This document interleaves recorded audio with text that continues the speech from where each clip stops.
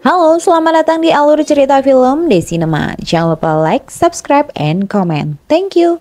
Di awal episode 6 memperlihatkan rekaman kamera dashboard yang berhasil dipulihkan. Di sana terlihat jelas kalau ternyata Dahi adalah orang yang menyebarkan makanan dan memancing babi hutan itu.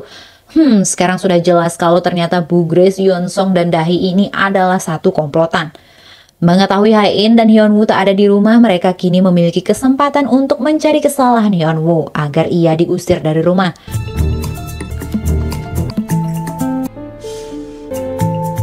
Yeonsong lalu membuka laci meja kerja Hyun-woo dan menemukan brankas milik Hyun-woo. Sedangkan di tempat lain, Bu Grace ternyata meminta sekretaris Hyun-woo untuk menelpon sekretaris Na untuk menanyakan tujuan Hyun-woo dan Hae-in pergi ke Jerman. 그게 왜 궁금해? 몰라야 돼. Kini di Jerman, pasutri ini sedang mencoba memperbaiki hubungan mereka yang selama ini renggang. Dan kali ini mereka mulai jujur dengan perasaan mereka masing-masing. Hyun-woo pun lalu membuatkan Hae-in ramyeon, karena katanya ia ingin memakan ramyeon sebelum dirinya meninggal.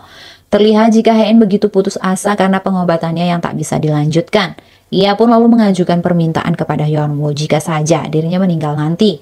Ia meminta agar tak mengadakan upacara peringatan kematian karena ia tak suka makanannya dan meminta Hyun-woo untuk menuntut orang-orang yang membencinya jika mereka menjelek-jelekan Hae-in di pemakaman. Ia lalu merasa tak akan ada yang berduka atau bersedih di pemakamannya kecuali Hyun-woo. Tapi dirinya juga tak ingin jika Hyun-woo terlalu sedih berlama-lama.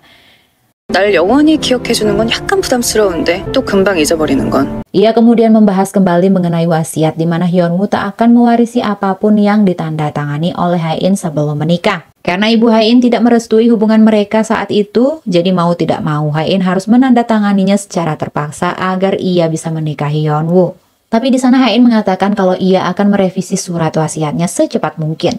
Mendengar itu, Hyun-woo pun terdiam. Mungkin rencana awalnya untuk bercerai dan mendapat warisan berjalan lancar. Namun tentu saja itu tak sesuai dengan kata hatinya yang sejujurnya mencintai Hae-in dan tak mau kehilangan istrinya. Sedangkan kini di kamar Hyun-woo, Eun-song menemukan kartu nama tempat Hyun-woo memulihkan memori dashboard.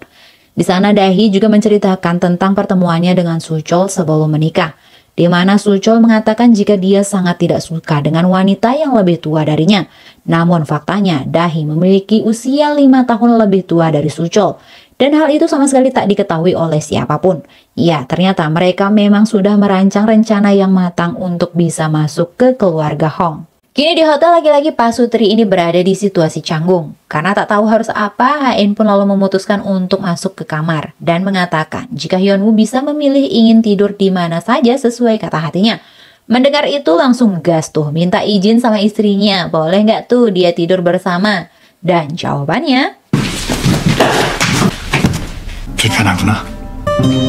내가 언제 불편하댔어? 오늘만? 아니면 오늘부터 쭉 막 계속? 쭉 계속. 헐. 아, 골!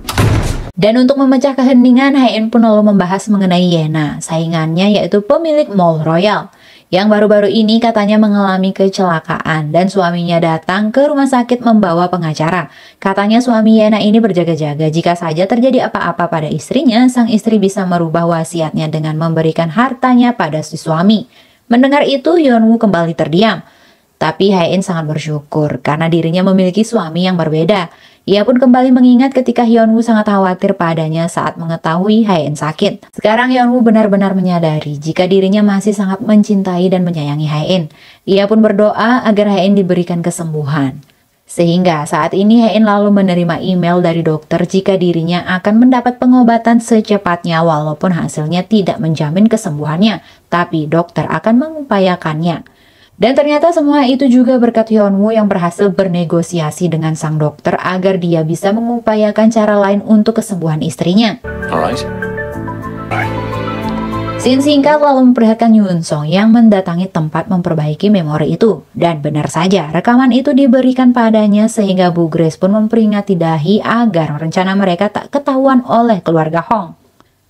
Kini giliran Bu Grace beraksi kembali. Dia mengompori Nyonya Sonhwa dengan mengatakan kalau Hyun-woo sengaja ingin menggagalkan proyek Resol Soo-chol bersama Yeonsong. Sedangkan Soo-chol masih saja merengek pada kakeknya agar ia menyetujui resor itu. Dan saat melihat sikap suaminya, Dahi pun teringat masa lalu. Benar saja, gadis kecil di panti asuhan itu yang memberikan bunga pada ketua saat itu adalah Dahi.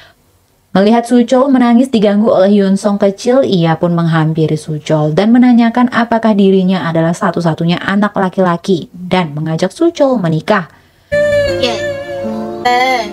아들은 너 하나. 그럼 아들은 너 하나네. 그러네. 누나는 결혼하자. 싫어. Kini mereka pun akan makan bersama. Di sana Bibi Bomja lalu mengatakan jika Suchol dan anaknya yaitu Gonu terlihat tak mirip. Sehingga kakeknya pun menanyakan apakah mereka sudah melakukan tes DNA. Bu Grace pun mengatakan jika DNA mereka sangat cocok. Nah loh, jangan-jangan Gonu ini bukan anak Suchol. Karena terlihat dari ekspresi dahi dan Bu Grace yang mencurigakan. Tapi di sana Suchol begitu membela istrinya karena memang Suchol ini terlihat family man banget. Dia selalu marah jika orang lain menjelekkan anak dan istrinya dibanding orang tuanya sendiri. Suchol pun lalu meminta maaf pada istrinya karena dirinya yang lemah, orang lain juga ikut meremehkan dahi. Saat Suchol meminta maaf itulah ekspresi dahi terlihat tersentuh. Scene pun lalu memperlihatkan kembali suasana desa Yongduri yang kini viral karena Hae-in. Restoran, kuliner, peliharaannya, apapun yang dikunjungi oleh Hae-in menjadi viral. Dan kita akan kembali ke Jerman lagi. Kini Pak Sutri ini sedang jalan-jalan menikmati Jerman. Ketika sedang menunggu kereta, seorang wanita terlihat tertarik dengan Hyunwoo. Dan Hae-in yang mengetahui itu pun menunjukkan rasa cemburunya. Dia pun membahas kembali mengenai seorang putri kepala sekolah yang menyukai Hyunwoo dan membahas mengenai cinta pertamanya. Hae-in pun lalu mengatakan hal-hal yang membuatnya menjadikan seseorang menjadi cinta pertamanya, yaitu pria di dalam bus. Bahagia melihatnya dari jauh, tak bisa berhenti memikirkannya dan rela putar balik hanya untuk melihat pria itu. Itulah cinta pertama Hae-in. Kini di kediaman keluarga Hong sedang melakukan perbaikan CCTV rumah mereka dengan arahan Bu Grace. Tapi siapa sangka hal itu ternyata alasan untuk membuka berangkas milik Hyunwoo dan dia pun menemukan surat gugatan cerai itu. Kembali lagi ke Jerman, di mana pasangan Pak Sutri ini sedang menikmati waktu romantis mereka dengan berjalan-jalan bersama. Hingga mereka menemukan sesuatu yang unik yaitu tanaman semanggi yang dipercaya membawa keberuntungan. Jika seseorang menemukan semanggi berhelai 4, maka ia akan beruntung selama setahun penuh. Awalnya Hae-in tak percaya akan hal itu, namun kali ini ia pun mencoba dengan membelinya sebagai keberuntungan. Mereka pun kini sudah berada di rumah sakit dan Hae-in bersiap untuk melakukan pengobatan. Tapi saat akan ke lab, perhatian Hae-in tiba-tiba teralihkan ketika melihat anak laki-laki berlari dan ia pun lalu mengikuti anak tersebut. Hyunwoo sadar jika Hae-in pergi terlalu lama sehingga ia pun menyusul, tapi ternyata perawat itu mengatakan Hae-in menghilang. Ketika dia melihat keramaian karena kecelakaan lalu lintas, Hyunwoo pun takut jika itu adalah Hae-in, tapi tiba-tiba Hae-in ada di belakangnya. Hae-in lalu menceritakan jika dirinya tak ingat apa-apa lagi. Ia lalu mengatakan jika dia melihat kakaknya yang sudah meninggal. Ya, sekarang kita tahu kenapa ibu Hae-in bersikap tak baik pada Hae-in. Saat mereka masih kecil, kakaknya yaitu Suwan menolong Hae-in yang tenggelam. Tapi sayangnya Suwan meninggal dunia karena menyelamatkan Hae-in. Dari sanalah ibunya bersikap dingin pada Hae-in. 오빠 어딨어? 수아네? 그렇게 죽었어. 난 오빠한테.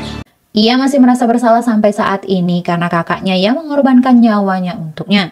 Ia percaya mungkin saja sang kakak datang untuk menjemput Hae-in. Tapi Hyunwoo meyakinkan Hae-in kalau itu semua adalah halusinasi saja dan Hae-in pasti akan sembuh. Kini Hyunwoo pun mencoba menghubungi orang yang memulihkan data kamera dashboard itu. Tapi tak bisa karena ternyata orang itu sudah menutup tokonya.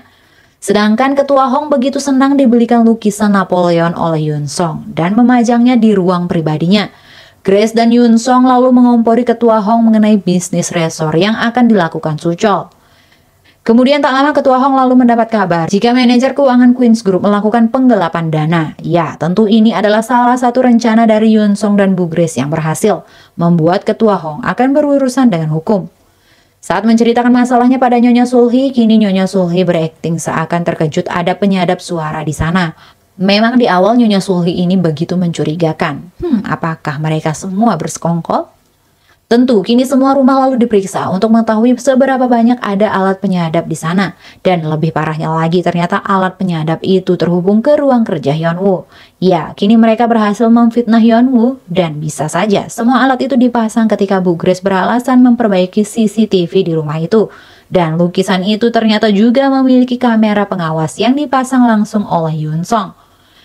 Nyonya Sonwoo lalu menghubungi Hae-in dan menceritakan masalah yang sedang terjadi. Tapi Hae-in percaya pada Hyunwoo dan mengatakan bisa saja orang lain menjebak suaminya karena rumah itu sudah kosong selama berhari-hari. Ditambah lagi CCTV yang tak berfungsi sehingga tak ada bukti. Namun seperti yang kita tahu, Hyunwoo dari awal sudah memiliki kecurigaan pada Yoon Song. Dia pun tak semudah itu untuk dijatuhkan. Hyunwoo ternyata mengetahui kemungkinan jika tukang pemulih data itu bisa saja berkhianat atau pergi. Dia pun lalu meminta Kim Yang untuk pergi ke sana, mencari mobilnya yang terparkir di tempat itu, dan mengambil memory card dashboard mobilnya. Kemudian mencari tahu kapan toko itu ditutup. Scene pun lalu memperlihatkan Bibi Bomja yang kini mengetahui sebuah informasi penting mengenai Nyonya Sul-hee, yang ternyata nama aslinya adalah Sun Young. Namun tertera di sana jika Sun Young sudah meninggal 30 tahun yang lalu, dan kini ia memakai nama Mo Sul-hee. Lebih mengejutkan lagi, ternyata 30 tahun yang lalu ia pernah dipenjara dan melahirkan seorang anak laki-laki. Nah loh, kita mulai berteori, apakah anak dari Nyonya Sul-hee ini adalah Yoon Song?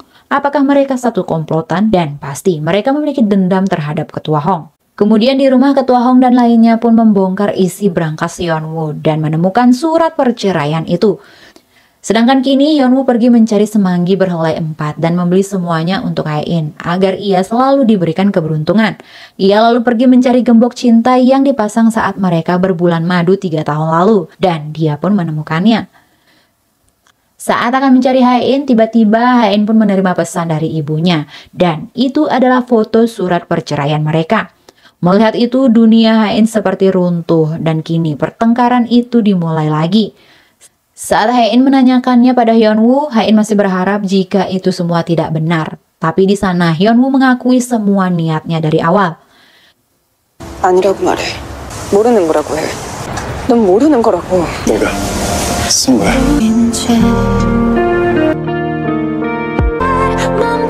Kemudian di akhir episode, epilog memperlihatkan masa lalu saat Hyunwoo memberi payung itu. Saat pulang, Hae-in melihat Hyunwoo di halte bus. Ya, dia tersenyum lebar setelah menyatakan perasaannya pada Hae-in saat itu.